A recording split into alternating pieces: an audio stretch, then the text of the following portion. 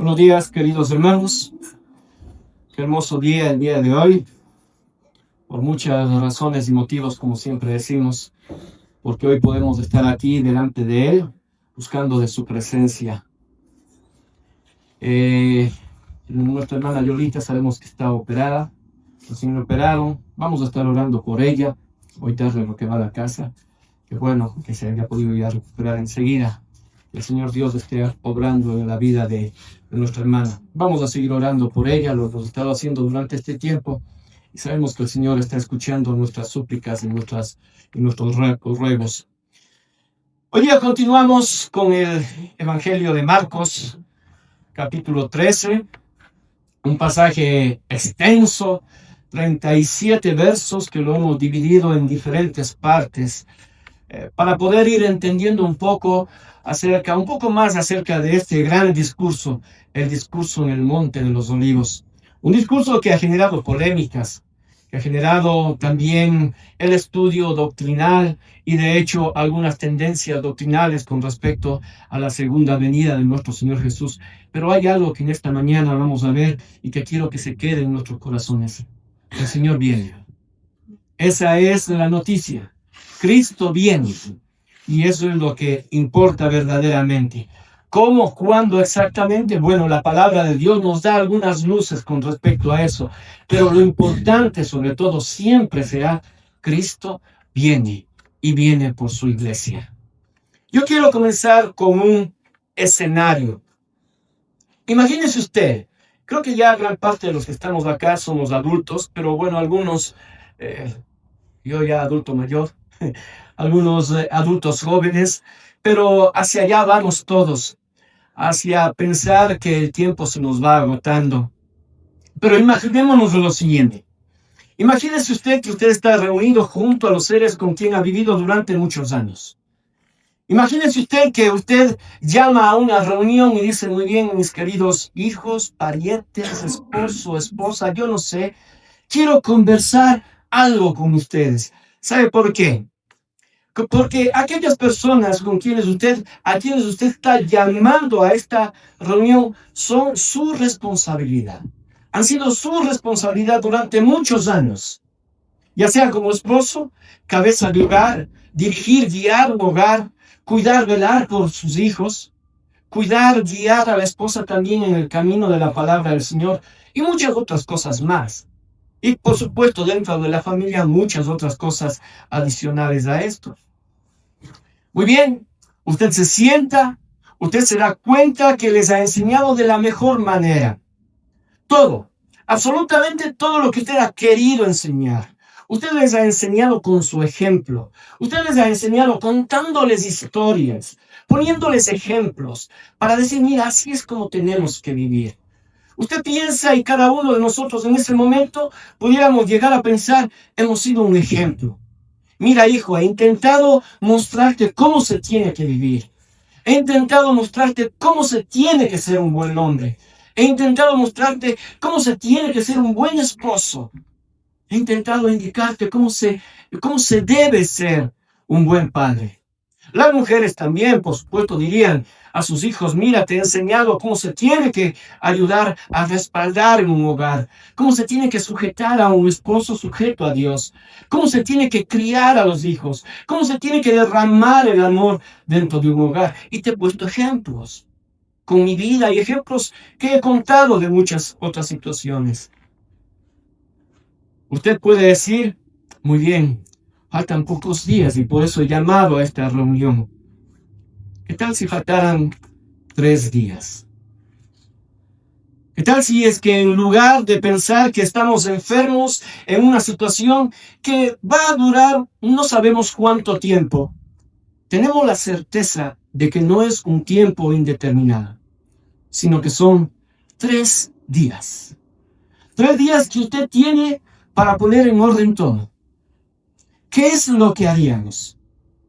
De seguro, yo le aseguro, yo le firmo en algún lado, usted haría una reunión como estas, para conversar con sus seres queridos, para indicarles qué es lo que cómo quiere que tomen la vida sin esta persona que está en ese momento presente y que le quedan 3 días de vida. ¿Qué haría usted? ¿Qué diría usted? ¿Cuál sería su sentir en ese momento en su corazón? ¿Cuál sería su preocupación por aquellos que quedan? ¿Sabe qué? Esto es bíblico. El Señor Jesús lo hizo. Lo hizo en Marcos 13. En ese discurso del Monte de los Olivos, recuerdan ustedes, decíamos, el discurso no tiene, a pesar de que es profético, a pesar de que nos muestra mucha profecía, pero el propósito no es profético en sí, en su totalidad. El propósito es de cuidado. El propósito es de que aquellos que escuchen esto presten mucha atención, porque hay alguien que está yendo a partir. Le quedarían solamente 3 días y quiere que aquellos que fueron sus discípulos estén completamente claros de lo que va a venir, de cómo les va a tocar vivir y qué les va a tocar hacer en medio de tragedias, en medio de guerras, en medio de desastres. Y eso hizo el Señor Jesús con sus discípulos. Pero ese pasaje no era solamente para ellos, también es para nosotros. Y vamos a comenzar orando. Amado Padre, en esta mañana yo te doy gracias una vez más por este nuevo privilegio, Señor. Privilegio y honor de poder tomar tu palabra, de poder estudiarla, de poder leerla, de poder reflexionar y meditar en ella, Señor. Padre amado, que en esta mañana el Espíritu Santo nos esté guiando a cada uno de los que estamos aquí, aquellos que van a escuchar de tu mensaje, Señor, que puedan hacerlo como dice tu palabra, con los oídos abiertos. El que tenga oídos para oír, que oiga, dice tu palabra. Y lo dijiste tú, Señor. Señor, pero necesitamos indispensablemente de la ayuda del Espíritu Santo para que este mensaje pueda cumplir su función. Tenga que convencer de pecado, de justicia y de juicio, si así tiene que hacerlo. Tenga que redarguir nuestras vidas, nos dé aliento, nos dé ánimo, nos guíe. Padre amado, necesitamos del Espíritu Santo y pedimos que el Espíritu Santo esté obrando en cada uno de nosotros. Señor, yo como el predicador de esta mañana, aquella persona que tú escogiste, Señor, yo no sé por qué, para guiar a esta que es tu iglesia, a esta que es tu pueblo. Señor, yo pido también por ayuda del mismo Espíritu Santo, que esté obrando en mi mente y en mi corazón. Y Señor, que yo pueda llevar un mensaje claro, cristalino, con un propósito. El propósito que tú te hayas plantado en tu corazón para este pueblo, Señor. Señor, que yo no sea una piedra de tropiezo. Por ello pido de la ayuda del Espíritu Santo. Que tú guíes mis movimientos, mi forma de hablar, todo lo que se me cruce en mi mente, Señor, esté guiado e inspirado por el Espíritu Santo. Desde ya te damos gracias. Gracias una vez más porque sabemos que tú estás atento al clamor de tu pueblo. Y de seguro, esta oración fue escuchada por ti, Señor, y en ello descansamos. En el nombre de Cristo Jesús. Amén. Muy bien, capítulo 13. Coja su Biblia, versos del 24 al 37, y voy a hacer un estudio un poco más rápido. Son más de 14 versos más o menos, y me tomaría demasiado tiempo si yo trato de explicar todo lo que está aquí, ya sea escatológicamente con las enseñanzas del Señor. Pero intento resumirlo en algo, que creo que es el propósito también de este pasaje. Y voy a leer.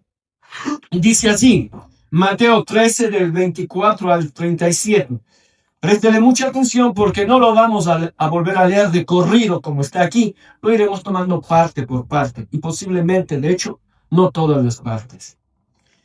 Pero en aquellos días, después de aquella tribulación, el sol se oscurecerá y la luna no dará su resplandor, y las estrellas caerán del cielo, y las potencias que están en los cielos serán conmovidas. Esto está diciendo el Señor Dios. Entonces verán al Hijo del Hombre, que vendrá en las nubes con gran poder y gloria.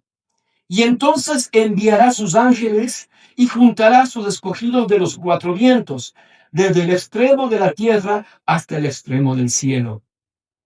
De la higuera aprended la parábola. Cuando ya su rama está tierna y brotan las hojas, sabéis que el verano está cerca. Así también vosotros, cuando veáis que suceden estas cosas, conoced que está cerca a las puertas. De cierto os digo que no pasará esta generación hasta que todo esto acontezca. El cielo y la tierra pasarán, pero mis palabras no pasarán. Pero de aquel día y de la hora nadie sabe, ni aun los ángeles que están en el cielo, ni el Hijo, sino el Padre. Mirad, velad y orad, porque no sabéis cuándo será el tiempo. Es como el hombre que yéndose lejos, dejó su casa y dio autoridad a sus siervos, y a cada uno su obra, y al portero mandó que velase. Velad, pues, porque no sabéis cuándo vendrá el Señor de la casa, si al anochecer o a la medianoche, o al canto del gallo o a la mañana, para que cuando venga de repente no os halle durmiendo. Y lo que a vosotros digo, a todos lo digo. Velad. Permítame poner en silencio mi celular. No sé por qué me anotó. Gracias. Muy bien. ¿Qué es lo que vamos a ver? Continuamos en el capítulo 13, continuamos con la explicación de Jesús a sus discípulos acerca de esas preguntas que había comenzado diciendo 3 de sus discípulos a Jesús. ¿Y cómo comienza esta parte? Porque aquí hay varias cosas que tendríamos que analizar, ya lo hemos visto en las semanas anteriores y posiblemente vayamos retomando algunas cosas de las que vimos. Y el Señor Jesús continúa con su explicación, con sus respuestas. Uno de los graves problemas es poder identificar la respuesta a qué pregunta corresponde.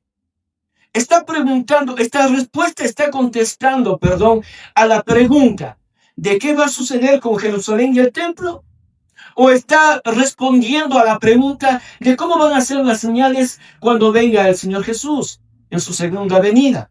O está respondiendo a la pregunta ¿y cómo serán las señales del fin?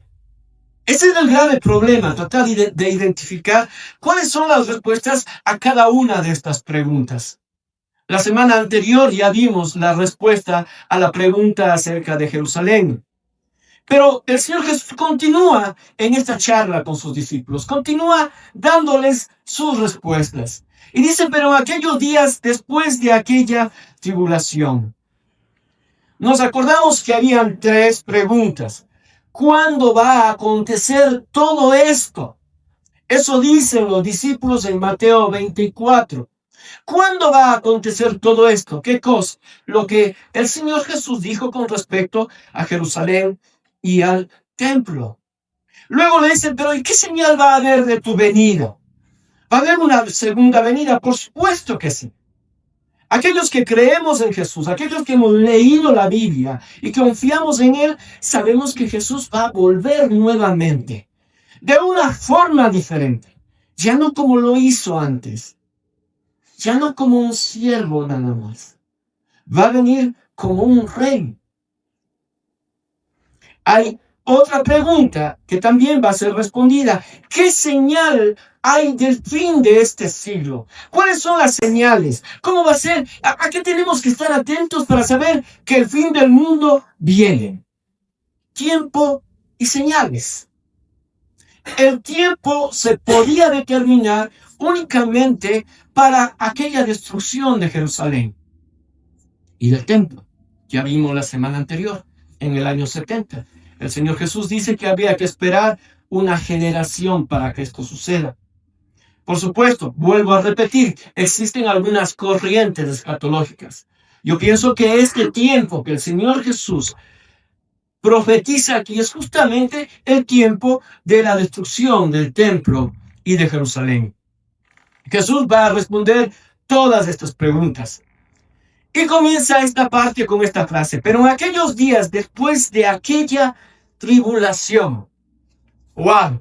Volvemos a entrar a aspectos escatológicos, aspectos de cosas de los tiempos que van a venir. Si alguien no sabe qué es escatológico, yo creo que todos sabemos. Es el estudio de aquellas cosas que están por venir. Eso es la escatología. ¿Qué tribulación? Porque el Señor Jesús dice que después de esta tribulación, ¿qué tribulación? Ese es el grave problema. Pero ¿sabe qué? Si es que usted y yo analizamos un poquito más la palabra tribulación no es solamente en el original tribulación. La palabra es lipsis, que significa aflicción, estrechez, que significa presión. Son todas aquellas que presionan lo que producen una tribulación. Entonces, pudiéramos decir, después de un tiempo de presión. Usted va a decir, bueno, ¿y qué es lo que está diciendo el Señor Jesús aquí? En el verso 7, el Señor Jesús ya viene indicándonos cómo va a ser el tiempo por venir. Cuando oigáis de guerras y de rumores de guerras, no os turbéis porque es necesario que suceda así, pero aún no es el fin. Van a haber guerras, rumores de guerras, pero no es todavía el fin, dice el Señor, porque se levantará nación contra nación y reino contra reino. Y habrá terremotos en muchos lugares y habrá hambres y alborotos. Principio de dolores son estos. Esta es la frase que nos ubica más o menos para poder entender cómo funciona esto. Mire, le pregunto a usted, desde que el Señor Jesús partió, ¿han habido rumores de guerras y guerras? Por supuesto que sí. ¿Se han levantado naciones contra naciones? Por supuesto que sí. ¿Han habido terremotos, ese tipo de señales? Por supuesto que sí. ¿Ha habido hambre? Por supuesto que sí. ¿Ha habido alborotos, discusión entre países, entre grupos sociales? Por supuesto que sí. Entonces las señales se vienen dando desde mucho tiempo atrás. Pero el Señor Jesús dice, principio de dolores son estos. Una comparación con el principio de dolores nos dice que habrá rumores de guerra y guerra. Sí, pero cada vez más se irán acentuando. Y no sabemos cuándo. Cuando una mujer está lista o preparándose para dar a luz en sus dolores de parto, creo que la mayor parte de los que estamos aquí debemos haber visto eso, ¿no? Es desesperante. ¿Por qué? Porque rato menos pensado comienzan los dolores y para. ¡Wow! Las mujeres respiran profundo. Los que estamos al lado dejamos que nos pellizquen y ya no nos pellizcan más. Yo recuerdo que cuando mi hija estaba dando a luz, yo no sabía qué hacer. Porque no sabía cuándo iba a venir el siguiente dolor y lo único que hacía es extender la mano. Y ella presionaba y pellizcaba. Y cuando sentía que la presión disminuía, decía, pasó. Pero eso se vuelve cada vez más rápido y más fuerte. Y no sabemos exactamente cuándo. Y esa es la clave. Que las cosas se van a ir acentuando. No sabemos cuánto, pero sí van a ser más fuertes. Guerras y rumores de guerra. Cuando uno está en el momento del parto, uno dice, ya, yo creo que ya no se puede sufrir más. Yo creo que ya no se puede gritar más. Aún falta. El Señor Jesús diría, aún no es tiempo. Y eso es lo que el Señor Jesús dice con respecto a esta forma de estas cosas que van a mostrar señales antes del fin. Terremotos, sí. Guerras, sí. Alborotos, por supuesto que sí. Cada vez más frecuentes, sí. ¿Sabemos cuándo va a terminar y hasta qué extremo llegará esto? No. No sabemos. Luego dice en el verso 24, pero en aquellos días, después de aquella tribulación, y escuche, el sol se oscurecerá, La luna no dará su resplandor y las estrellas caerán del cielo y las potencias que están en los cielos serán conmovidas. ¿Qué le viene a usted a la mente? ¿Qué piensa usted si yo le digo, mi querido hermano, ¿sabe qué? Mañana no tendremos sol, no tendremos luna y todo lo que usted ve arriba ya no va a existir. Se va a conmover, va a moverse de un lado para el otro, yo no sé. ¿Qué pensaría usted? Es el fin de todo. ¿Por qué tendrá que suceder esto? ¿Va a suceder? Bueno, la palabra de Dios dice. ¿Usted quiere tomarlo de una forma simbólica? Bueno, tómelo de una forma simbólica. También se puede interpretar un pasaje profético utilizando simbología. Pero también se puede tomar literalmente. ¿Qué tal si tomamos literalmente? ¿Por qué tiene que suceder esto? Romanos 8:22, el apóstol Pablo, esto no es una pregunta solamente de aquellos que estamos ahora buscando ya mismo el fin de los tiempos, el fin del mundo, ya se acerca. No, esto ya viene desde que el Señor Jesús dijo a sus discípulos. Y yo me imagino aquellos que escucharon dirían, wow, ¿y ahora cuándo será? Esperando todo el tiempo a ver, mirando cada mañana a ver si el sol está allí. Levantando los ojos en la noche para ver si es que la luna cómo está. Yo creo que debió haber llamado mucho la atención este pasaje. El apóstol Pablo dice, porque sabemos que toda la creación, en Romanos 8:22, gime a una y a una está con dolores de parto hasta ahora. ¿Sí? El apóstol Pablo dice que toda la creación gime y está en dolores de parto. Mi querido hermano, mi querida hermana, ¿por qué tiene que pasar esto? Porque así está profetizado. Porque la tierra también fue afectada. Sigamos leyendo. Y esto es lo más importante. Mire, no quiero enfocarme tanto en esas señales que el sol, que la luna. Hay muchos que dicen 3 noches de oscuridad, 3 días de oscuridad, la luna se volverá como sangre. Muchos han hablado ya de ello. Y muchos han fallado ya en eso. Yo no quiero que nos concentremos en eso. Yo quiero que veamos lo que dice Pablo más adelante. En el verso 22 dice, porque sabemos que toda la creación gime a una y a una está con dolores de parto hasta ahora. Esto lo dice Pablo en el primer siglo. Y luego en el verso 23 dice, y no solo ella, sino que también nosotros mismos. Nosotros, ¿se ha puesto usted a pensar? Nosotros también estamos en dolor de parto. Eso dice el apóstol Pablo. Que tenemos las primicias del Espíritu. Nosotros también gemimos dentro de nosotros mismos. ¿Cómo? Sigan leyendo allí que dice, esperando la adopción, la redención de nuestro cuerpo. ¿Ha sentido ustedes? ¿Ha sentido usted en algún momento? ¿No se ha dicho usted, Señor, quisiera que vengas? Ya. Quisiera que vengas por mí, por tu pueblo, por esta tu iglesia. Esa es una forma en la que su cuerpo manifiesta ese gemido. El mundo en el cual vivimos nos obliga, nos lleva a este estado de dolores de parto en nuestras vidas. A veces son más fuertes, a veces desaparecen. A veces nos hincamos, nos arrodillamos delante del Señor Dios y decimos, Señor, sálvame. Señor, ya libérame de esto.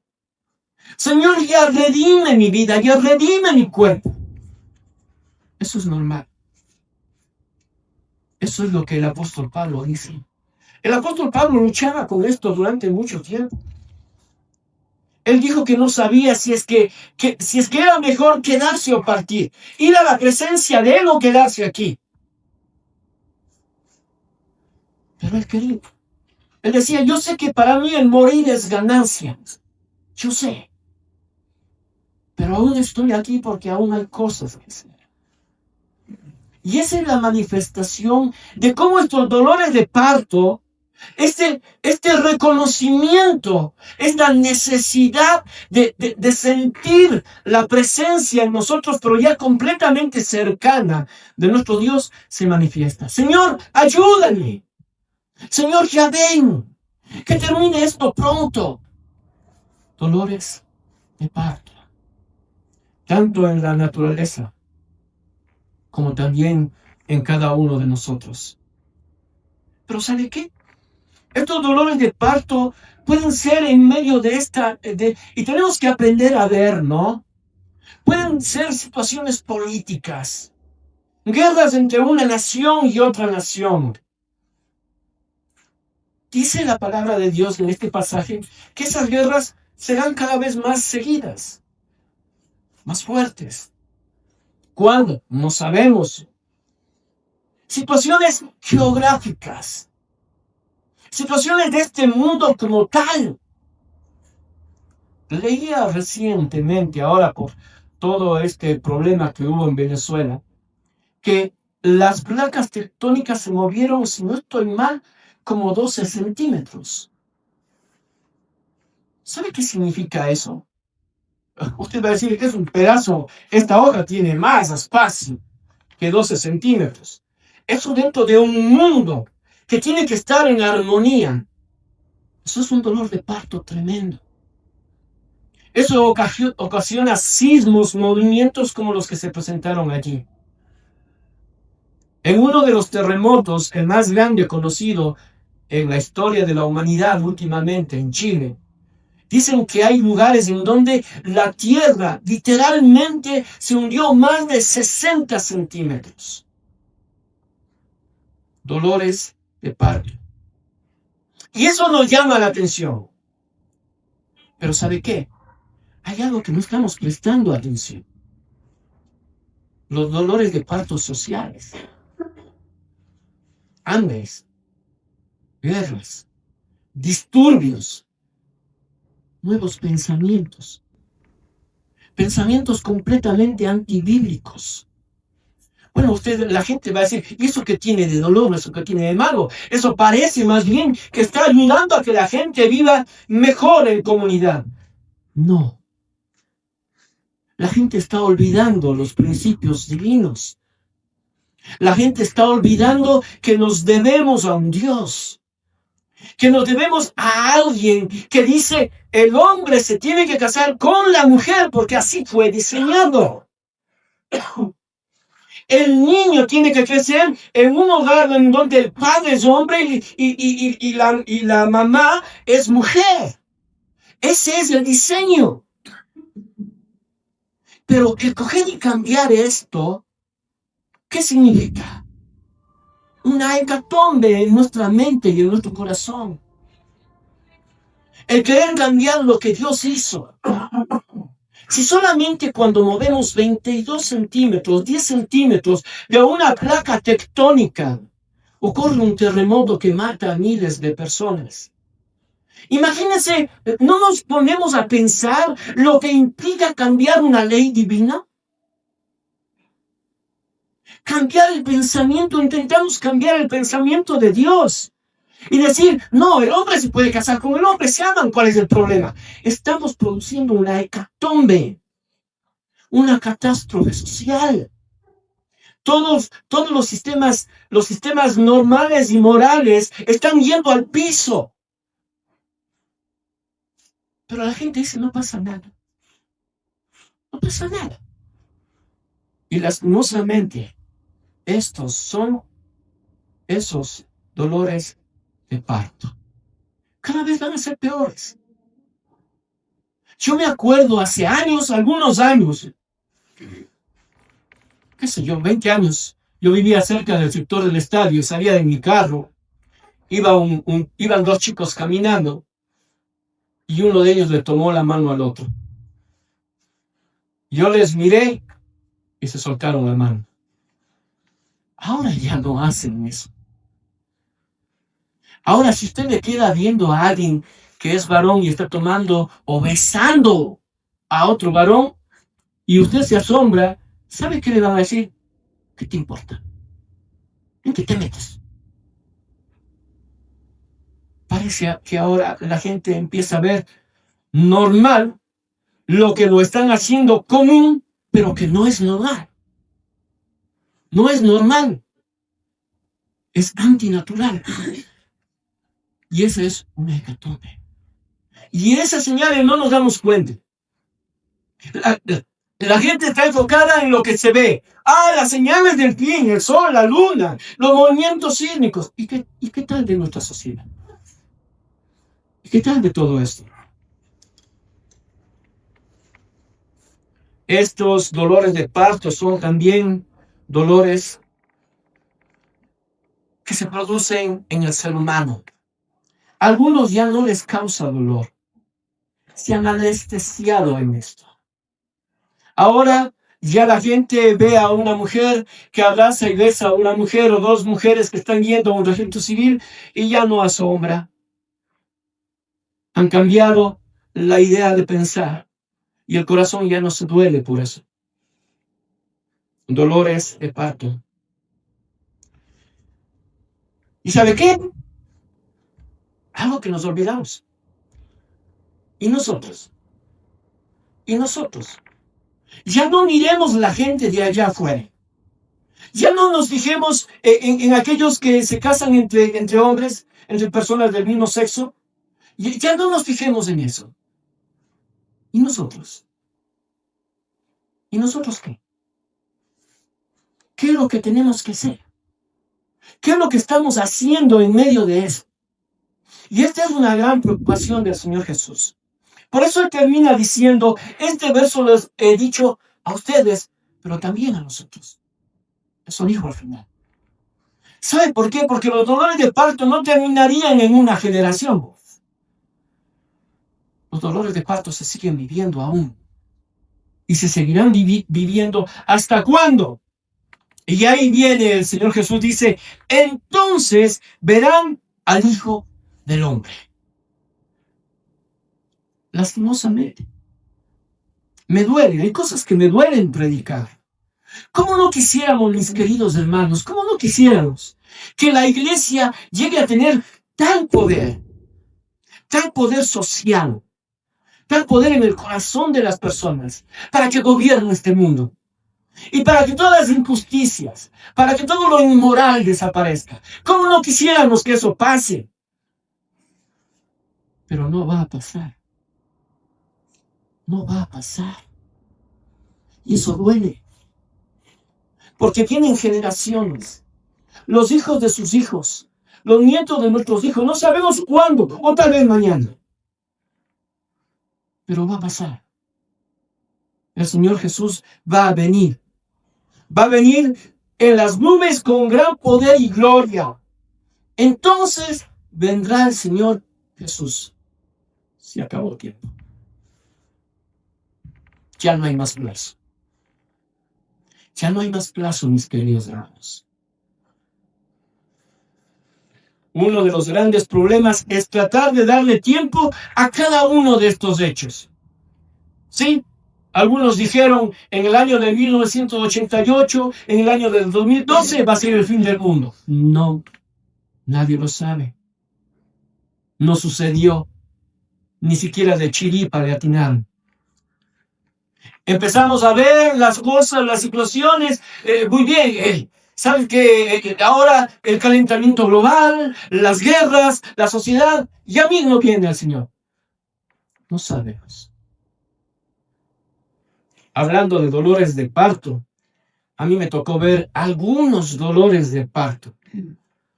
Vi el trabajo de parto de la esposa de mi primo. ¿Sabe cuánto duró?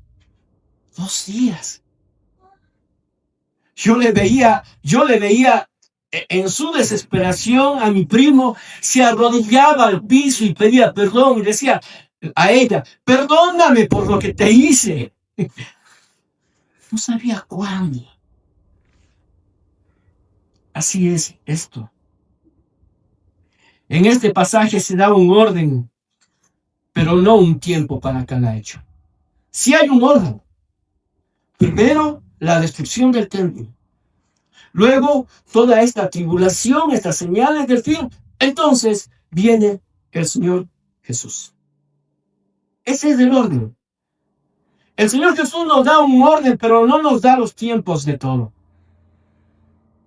Ahora, el grave problema con el ser humano siempre ha sido el tiempo. Siempre. Porque el tiempo marca nuestras vidas, porque el tiempo controla muchas de nuestras cosas. Y eso es lo que nos lleva a ver la vida de una perspectiva diferente. No como Dios quiere, sino como usted y yo queremos. Porque el tiempo rige nuestras vidas. Y en cierta manera, así lo es. Pero nos olvidamos que en algún momento estaremos en una eternidad. Aquí se proyectan 3 imágenes. Ana, ¿me puedes ayudar, por favor? ¿Qué es lo que pasa? Mire, depende mucho de la perspectiva de cómo vemos las cosas. ¿Sí? Yo conseguí esto, no pude conseguir. Yo hubiese querido tener la imagen del Chimborazo y del Cotopaxi alineados en línea recta, pero bueno, ahí usted puede ver el uno adelante y el otro atrás. Si usted y yo pudiéramos irnos justo alinearnos al frente del Cotopaxi, un poco atrás, por supuesto, de tal manera que se vea únicamente el pico del Chimborazo. ¿Cuál es más alto? Sí sabemos, ¿no? El Chimborazo. Por lo tanto, el Chimborazo, al estar atrás, se pudiera ver con facilidad. Yo puedo ver que el uno está detrás del otro. Sigamos, por favor. Pero no puedo saber exactamente a qué distancia. Si yo estoy en la perspectiva de ver a los dos alineados, es más o menos como lo que tenemos allí. Depende de su perspectiva. Depende de en dónde se coloque. Y eso es lo que sucede en este pasaje.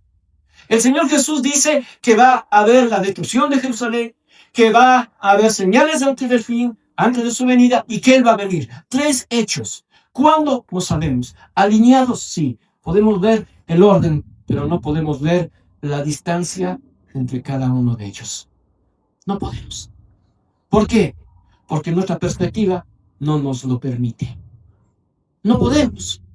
No tenemos lo que Dios tiene. El control, el conocimiento de absolutamente todo.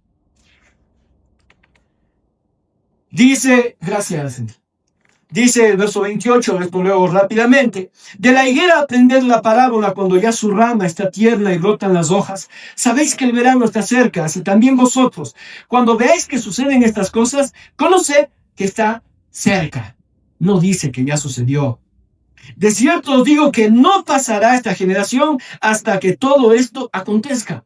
El cielo y la tierra pasarán, pero mis palabras no pasarán. Ya hablé acerca de este grave problema, ¿no? No pasará esta generación hasta que todo esto acontezca. Y algunos dicen, allí se equivocó Jesús. Mira, ¿sí? Él dice que no pasará la generación que tiene 40 años hasta que todo esto acontezca. Pero vimos la semana anterior que él estaba hablando de ¿qué? De la destrucción de Jerusalén, de la destrucción del templo. Y se cumplió como él dijo. Sigamos. ¿Qué hacer ante todo esto? Y aquí viene el meollo del asunto. ¿Qué hacer ante todo esto? ¿Cómo le llaman? ¿Cómo le llaman cuando alguien se reúne, como dije al inicio, con los seres a quienes ama y les dice, quiero que hagan esto? Su última voluntad. Así se conoce. La última voluntad. Yo pudiera decir, esto es mío, que Jesús nos va a dejar ver en los versos siguientes cuál es su última voluntad. para sus discípulos y para usted y para mí. Esta última voluntad encierra el más grande cuidado y amor por los suyos. Él está cuidando de aquellos a quienes el Padre les dio. En la oración sacerdotal dice: Padre, yo oro por ellos, aquellos a los que tú me diste, por ellos yo oro. Él quiere cuidar de sus discípulos, Él quiere cuidar de su iglesia, y va a decir cuál es su última voluntad. Verso 32, pero de aquel día y de la hora nadie sabe. Nadie sabe, mi querido hermano, absolutamente nadie sabe, solamente Dios. Otro verso problemático, y voy a explicar rápidamente. Ni aun los ángeles que están en el cielo, ni el Hijo, sino el Padre. ¿Quién es el Hijo? Jesús. ¿Y cómo es esto? ¿Acaso Jesús no es Dios y no es omnisciente? ¿Acaso Él no conoce absolutamente todo? Bueno, para aquellos que hemos estudiado la encarnación de Cristo dentro de teología, existe una forma para explicar el 100% divinidad y 100% humanidad. Él siempre fue Dios sin dejar de ser hombre. Él siempre fue hombre sin dejar de ser Dios. ¿Cómo Dios no puede conocer? ¿Cómo puede estar velado algo delante de Él? Dejaría de tener una de sus cualidades, que es omnisciencia. Y esto está íntimamente relacionado con la unión hipostática de Cristo. ¿Qué es la unión hipostática de Cristo?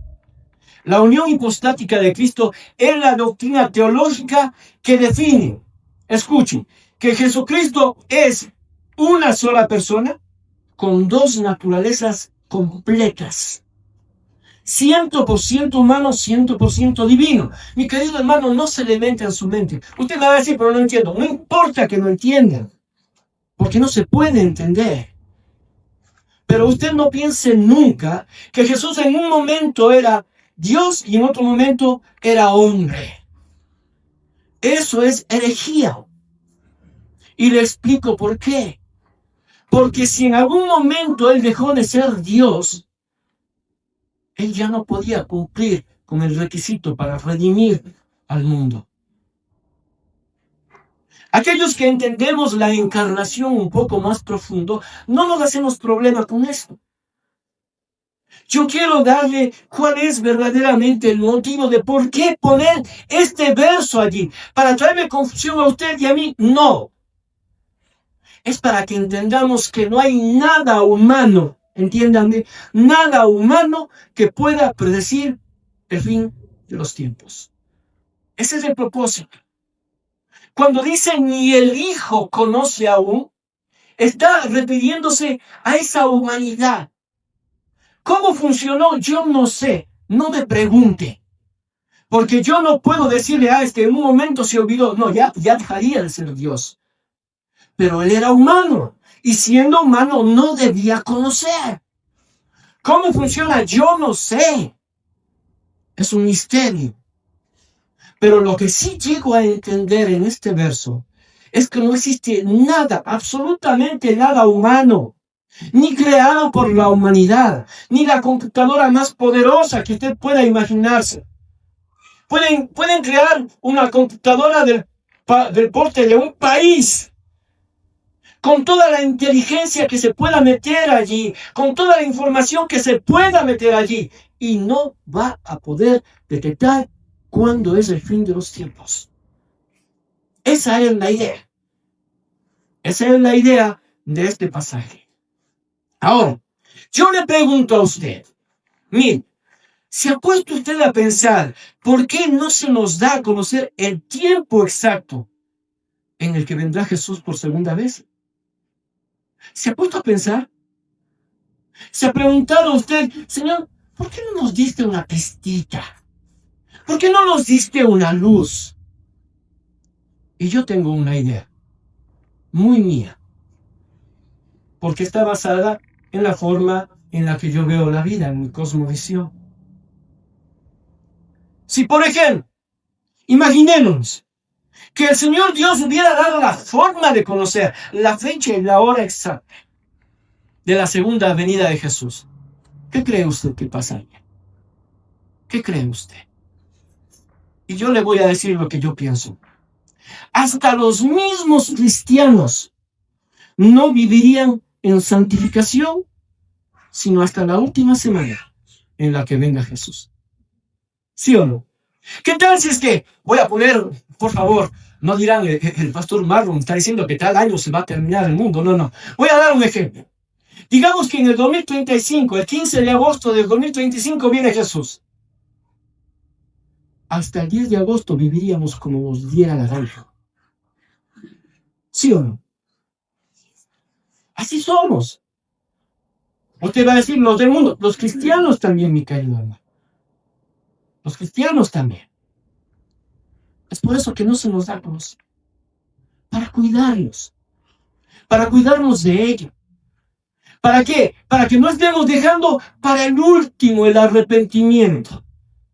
Muchos dirían, pero si hay un ejemplo clarísimo al lado del Señor Jesús, habían 2 ladrones. Y uno se arrepintió a punto de morir. Y el Señor Jesús lo recibió. Muchos quisieran hacer eso. Muchos quisieran hacer eso. Las personas dirían, aún hay tiempo. Aún hay tiempo para arrepentirse. Solamente tengo que cuidarme de no morir nomás. ¿Por qué? Porque en el 2035, el 15 de agosto, va a venir. Entonces, ¿tengo cuántos años? 9 años. ¡Wow! De seguro que el mundo viviría en una perversión completa durante todo ese tiempo. Jesús no quiere esto de nosotros. Jesús nos está cuidando. A veces es mejor que no se nos digan las cosas para cuidarnos, para protegernos. ¿Qué hacer ante todo esto? Esta es la última voluntad. Este es el deseo de un padre que reúne a sus hijos y dice, yo quiero que hagas esto. Yo te voy a dejar una herencia, yo quiero que tú la manejes de esta forma. Mira el negocio que te estoy dando, yo quiero que tú continúes con la forma en la que hemos administrado, ha dado éxito. Y si van a hacer algo nuevo, que sea para salir adelante. Te he enseñado cómo se tiene que vivir. Cómo ser un buen padre. Yo quiero que tú hagas lo mismo. Te he dado mi ejemplo. Mejora aún más, porque en muchas cosas fallé. Esas serían las palabras de alguien que reuniría a alguien para recomendar qué hacer en el futuro luego de que parta. ¿Y qué dice el Señor Jesús? 3 cosas. 3. Verso 33. Mirad, velad y orad. Mirad, velad y orad, porque no sabéis cuándo será tiempo. Una herencia que nos da el Señor Dios. El Señor Jesús nos dejó estas 3 frases como una gran herencia, que no la hemos visto posiblemente. Mirad, velad y orad. Mirad, ¿qué? A mí me gusta escudriñar dentro de la etimología de las palabras, y la palabra es siempre la misma, blepo. Mirad críticamente. Miren, mis queridos hermanos, no podemos vivir ciegos en medio de este mundo. Yo tenía un amigo pastor que decía, no podemos vivir en una burbuja cristiana pensando que nada nos afecta. Que porque somos hijos de Dios, que porque creemos en Jesús, hemos entregado nuestra vida en arrepentimiento y fe a nuestro Señor Jesús, ahora podemos olvidarnos de lo que pasa allá. No podemos. Porque el Señor Jesús nos dice que hay señales. Hay cosas que van a pasar. Hay cosas que van a pasar y que van a confundir y a engañar aún a los escogidos. Por lo tanto, mirad críticamente. Pero ya no nos vamos a fijar solamente en esas señales cosmológicas. Sí, el cosmos, las nubes, el clima, la tierra, los terremotos, las guerras. Ya no nos vamos a fijar solamente en eso. Tenemos que mirar muy claramente lo que está pasando en este mundo. Nuevas leyes, nuevas tendencias, nuevas modas. Miren, queridos hermanos, sin darnos cuenta estamos dejando que el enemigo se meta en nuestros hogares. ¿Por qué? Porque no vemos bien. Porque nos tapamos los ojos ante las cosas que pasan allá afuera. Porque no queremos ver. Porque mejor es hacerse tonto que dar la cara con valentía y decir, no está bien. Es mejor. Es más fácil. Mirad. Velad. Y esta es la parte más crítica. Y yo le puse a mi prédica el título, Despierta. Porque esta es la recomendación más crítica. Velad. La palabra original dice, quédense en insomnio. Mantente despierto. ¿Sí saben lo que significa eso? Significa no dormirse. Usted va a decir, pastor, hermano, yo tengo que dormir. Sí, yo no estoy hablando de eso. Yo estoy hablando de el cómo tenemos que estar atentos.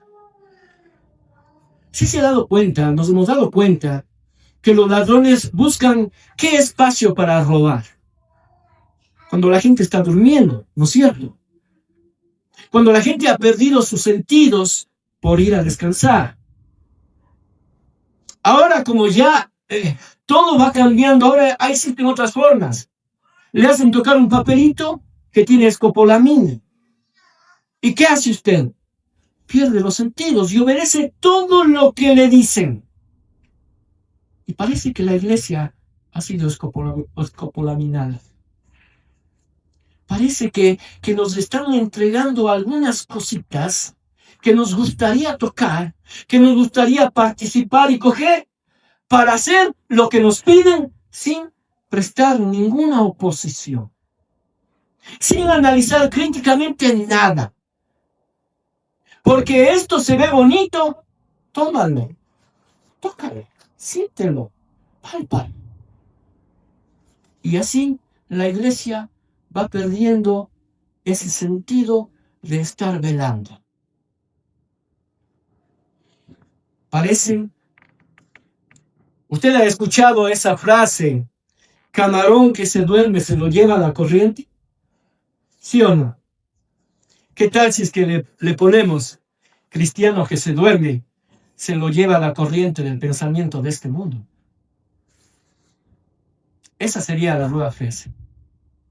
La corriente de este mundo tiene su propio pensamiento y quiere arrastrar su pensamiento hacia el pensamiento de ellos. Algunos el día de hoy están dormidos. Dormidos. El que está dormido no puede actuar inmediatamente. No tiene capacidad de reacción. Y parece que en muchas iglesias estamos adormeciendo a la gente. Parece que en muchas iglesias se está olvidando la palabra de Dios y dando otro tipo de mensajes que lo único que hace es, toma escopolamina, haz lo que te digo nada más. Y no tienes para qué pensar. Es bíblico, no importa, solamente recibe. Parece ser que así funciona. El que está dormido no tiene capacidad de reacción. Pero ¿qué es lo más triste de esto? Que algunos prefieren dormir espiritualmente. No vengo. ¿Cómo? Usted va a decir, ¿cómo puedo estar yo sin venar? ¿Cómo puedo estar yo dormido espiritualmente? Y yo le voy a dar algunas pautas. No oran. No leen la Biblia. No vienen regularmente a los cultos. No les gusta que se les hable profundamente de la palabra de Dios. Pastor Marco, yo voy a predicar una vez más, 1 hora. Híjole, pudiendo estar acostado, durmiendo. No, leer la Biblia. ¿Para qué voy a leer la Biblia? Si ya el hermano Marlon se da el trabajo de leernos el pasaje, ¿por qué es suficiente? Es más, hasta nos explica. La gente está durmiéndose dentro de las iglesias. Y no se diga afuera en el mundo. No se diga afuera en el mundo. Hay gente que dice, no pasa nada, todo el mundo lo hace. Todo el mundo lo hace. ¿Qué tiene de malo si yo digo una mala palabra? ¿Qué tiene de malo? Ya se me salió. Ninguna palabra corrompida sale de vuestra boca. Dice 2 o 3 cuando digas algo. No, ninguna palabra corrompida.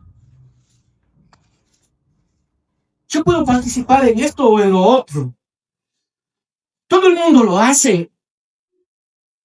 Sí, pero no es bíblico. Pero un matrimonio está en decadencia, necesita avivar el fuego. Busquemos esas páginas sociales en donde intercambian. ¿Cuál es el problema? Es por el bien de ellos. No es bíblico. Es pecado. Pero es para que estén mejor. Pero es pecado. La gente está dormida. Y la gente, teniendo el material, teniendo aquello que despierta al hombre, aquello que abre los ojos, no quiere. No quiere. Y vuelvo a traer el ejemplo de la escopolamina, ¿no? Porque creo que va muy a la par con lo que pasa en las iglesias. Cuando la dosis es muy alta, ¿sabe qué produce? Muerte. Muerte. Mucha gente ha muerto porque en la escopolamina se les pasó la mano. Hubo mucho. Y eso pasa en las iglesias. Y eso pasa en el mundo. La gente está muriendo y muriendo sin Cristo.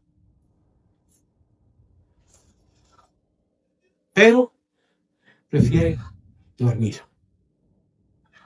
Prefiere dormir. Recuerde, mi querido hermano, con esto termino. Mateo 7:21. Y este mensaje, usted va a decir, bueno, a mí no me toca. A mí me toca. A mí sí me toca. Porque el velar es esa actividad que tiene que tener el guardia que está controlando que no pase nada. Y cuando el guardia se duerme, pasa algo. Es por eso que dentro del ejército, porque una persona no puede hacer guardia durante todo el tiempo, se tienen que turnar. Pero no se puede perder la guardia. Porque si se pierde el control de la guardia, se puede perder una guerra. Y a veces nos descuidamos. Y ahí es donde viene el dolor, el sufrimiento en nuestras vidas. No digo que haciendo todo bien no nos venga el dolor y el sufrimiento. Sí, muchas veces tiene que venirnos. Pero a veces es culpa de nosotros mismos. Mateo 7:21 dice, no todo el que me dice, Señor, Señor, entrará en el reino de los cielos. ¡Wow! Sino el que hace la voluntad de mi Padre que está en los cielos. No se trata de venir al culto, pero requiere de venir al culto. Usted va a decir, pero usted se está contradiciendo. No, entiéndame lo que estoy diciendo. El venir al culto no le salva a usted. Pero el hecho de que usted venga al culto a mí me da una señal de que usted pudiera ser salvo, porque yo no puedo estar completamente seguro de nadie, sino más que de mí mismo. Solamente usted sabe, usted y Dios. Pero yo puedo ver señales, porque la palabra de Dios dice que por sus frutos los conoceréis. No estoy diciendo, por favor, no estoy diciendo que los que no vienen regularmente al culto no son salvos. No estoy diciendo eso.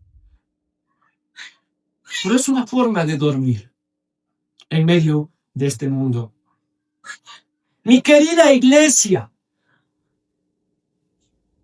el mensaje de este discurso de los olivos tiene un gran nombre. Cristo viene. ¿Cómo quiere esperarle? ¿Cómo quiere recibir usted a su amo, a su Salvador, a su Dios? ¿Cómo quiere que le encuentre? ¿Cómo quiere usted estar listo y preparado para Él? Es el encuentro del novio y la novia. Yo he tenido la bendición de estar ahí parado al frente y poder ver la cara del novio y la novia. Usted no sabe qué hermoso es ver eso. El anhelo del novio por la novia. El anhelo de la novia de acercarse lo más pronto al novio y decir, quiero ya casarme contigo, quiero vivir junto contigo todo el tiempo. Mi querido hermano, Cristo viene. Y tenemos que estar preparados porque la fecha y la hora nadie lo sabe. Puede ser mañana, puede ser en 100 años, en 1000 años, no importa. Él viene. Y viene por usted y por mí. Que no nos encuentre dormidos. Que nos encuentre atentos. Que nos encuentre alabándole cuando toca el tiempo de alabar. Que nos encuentre leyendo su palabra cuando toca el tiempo de leer. Que nos encuentre buscando de Él cuando sea el tiempo de buscarle de Él. Cristo viene. Y el mundo o no sabe o se hace tonto. Y la iglesia o entendió o no entendió.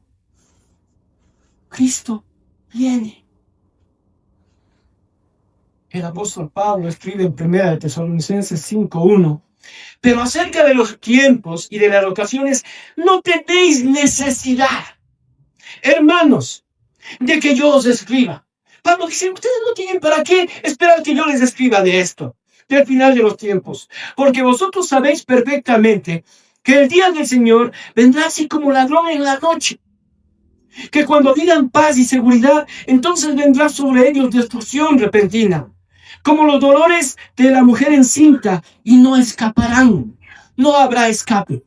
Mi querido hermano, si la gente está esperando que Jesús venga para arrepentirse, no hay cómo. No hay escape. Mas vosotros, hermanos, no estáis en tinieblas. Esto es para nosotros. Para que aquel día os sorprenda. Que no nos tome de sorpresa. Porque todos vosotros sois hijos de luz e hijos del día. No somos de la noche ni de las tinieblas. Se nos ha dado la luz. Se nos ha dado el mensaje. Nos han repetido un montón de veces. Velar, estar atentos. Por tanto, ¿qué dicen? No durmamos como los demás, sino velemos, seamos sobrios, seamos prudentes, seamos inteligentes, seamos entendidos. Él viene. Pues los que duermen, de noche duermen, y los que se embriagan, de noche se embriagan. Pero nosotros que somos del día, seamos sobrios, habiéndonos vestido con la coraza de fe y de amor, y con la esperanza de salvación como yelmo. Yo les decía 3 cosas, ¿no? Mirad, estad atentos, vigilantes, pendientes, velad durante todo el tiempo, que no se nos escape un segundo, que no nos quedemos dormidos, y orad. Orad. Y esto vimos la semana anterior. ¿Se acuerda usted cómo el Señor Jesús le dijo? Oren para que esto no suceda en invierno. Oren para qué? Para que la catástrofe no les tome de sorpresa. Que no les tome las peores condiciones. Oren. ¿Oyó el Señor Jesús la oración? Sí. ¿Oyó el Señor Dios la oración? Sí. Porque la toma de Jerusalén fue en abril y terminó en septiembre. 5 meses. No fue en diciembre donde comienza el invierno. ¿Oraron y estuvieron atentos? Sí. Porque los únicos que se salvaron fueron Flavio Josefo, que dijo, yo me rindo, y aquellos cristianos primitivos que huyeron a los montes y salieron de Jerusalén. Oremos. Estemos atentos. Miremos todo críticamente, pero no con los ojos del hombre, sino con los ojos de Dios. Y la única forma de ver con los ojos de Dios es conociéndole a Él. Vamos a terminar. Amado Padre, una vez más te damos gracias en este momento por tu palabra, Señor. Gracias porque en medio de la incertidumbre de este pasaje, en medio de que no haya fechas, en medio de que hayan tantas señales, hay una gran certeza. Tú vienes.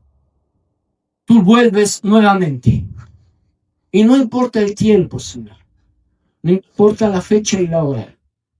Señor, que estemos completamente despiertos, anhelando tu presencia, no temiendo de que tú vengas.